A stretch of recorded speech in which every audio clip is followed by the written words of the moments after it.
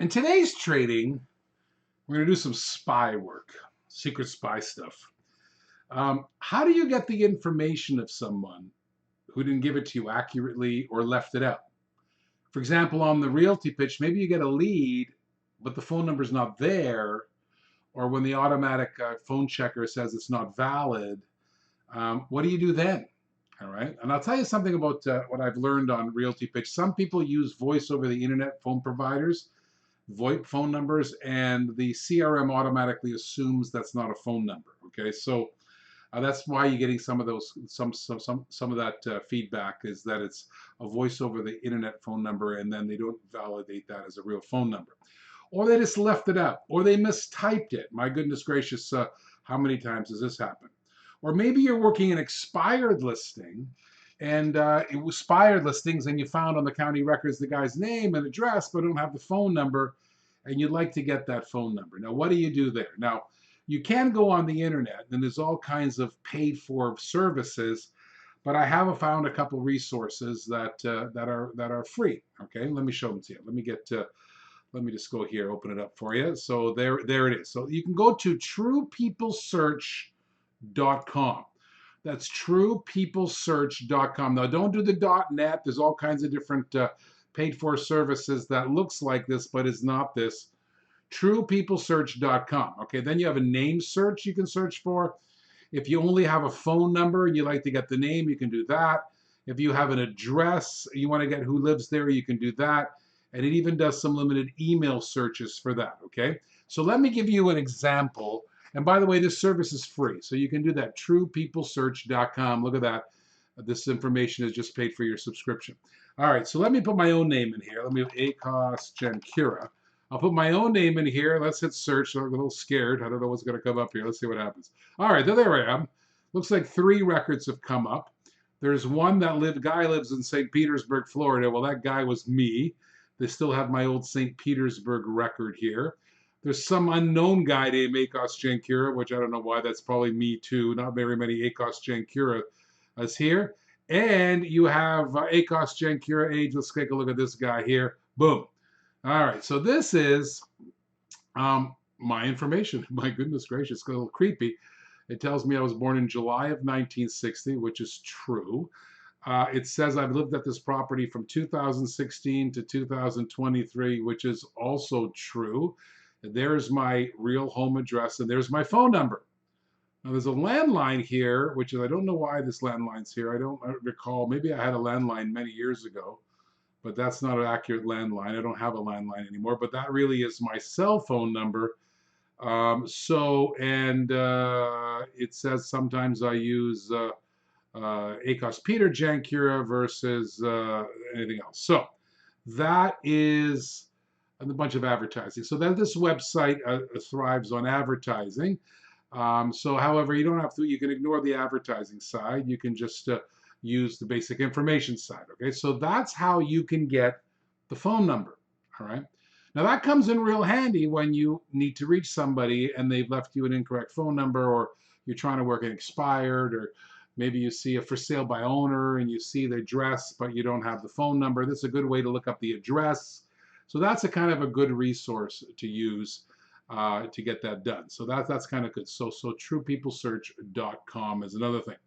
The other one that I always talk about is, let's go to, you should always check county records, county records. Let me see if I can check a county record. So do I have it up there? No, I don't. Let's look up Charlotte County Property Appraiser, Charlotte County Property Appraiser. This is sometimes a way for you to start off your search.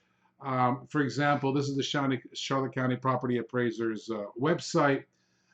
So I will go look at 5700. I know there's a listing at 5700 Blackjack. Sometimes don't put too much information in here, because I always find that less is more. Sometimes if I put the full address, it loses me. But if I just put 5700 in there, you'll notice, oh, there it is. There's the Blackjack right in the middle there. Patricia Herndon. Let me check on that one there. And let me see, there's the record. And that's my listing. I've actually listed this property for sale. And there's their address, their home address, and there's the people who own the property records. All right. So that is reasonably important. Let me tell you why this is important. Always check people's records. I had a couple situations where somebody was trying to list property, land especially, and when I figured it out, I realized that it might not be the right person.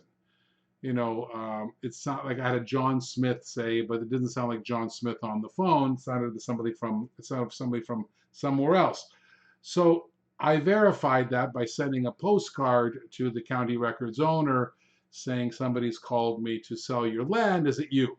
That's kind of a good exercise. You don't want to find that out at closing, or you can call your closing company to see if they can do that check for you also. That's a good thing to do. Also, sometimes when I'm doing a listing and I look up that county record, I find it's in a trust.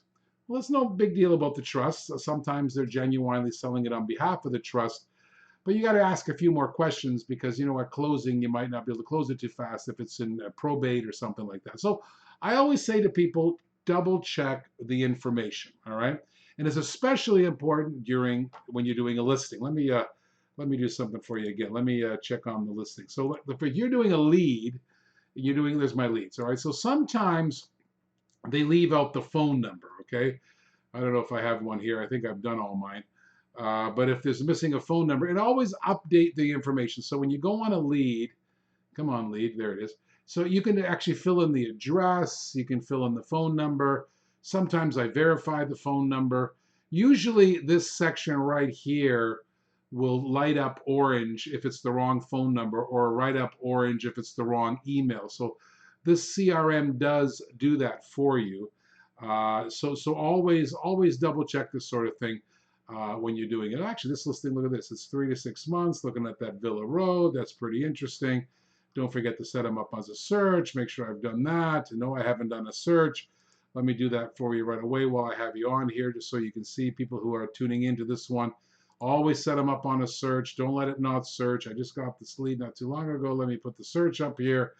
That's a $200,000 a search, so I'm going to do 250, and let's do a search. So I'm setting up this customer on a search for these properties, all right? So then I'll save the search, and then there's 20 properties on the search every morning. This lady, it's Highland County.